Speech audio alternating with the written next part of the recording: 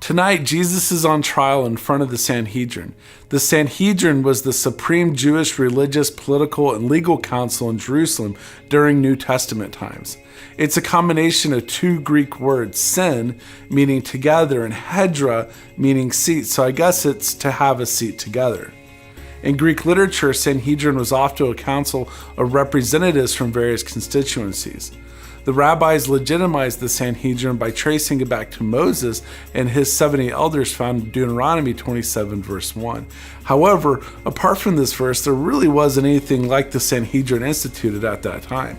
No, the real origin of the Sanhedrin came from the days of Nehemiah and Ezra when they got to rebuild Jerusalem right after the exile. The community was headed by priestly nobility, which formed an aristocratic council. When the Greeks conquered Israel, these Hellenistic kings gave some freedom to the Jews, so this council grew in power. Right before King Herod became king in 40 BC, he stood on trial by the Sanhedrin.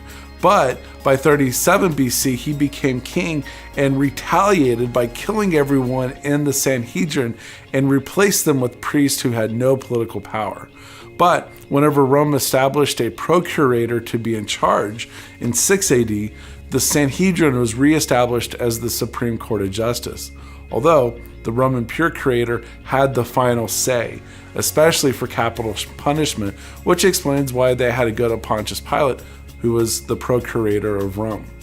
The Sanhedrin was made up of 70 people, and chief priests, who were the former high priests and Sadducees, they were the key figures. Scribes were the second major component that dominated the body, and elders were a third group made up of priests and Pharisees. The Sanhedrin met in one of 3 designated courtrooms during daylight. So, for Jesus' trial to be in Caiaphas' house at night made it completely an illegal trial. So there you go. A little bit about the Sanhedrin, and that's enough today for our Historical Minute.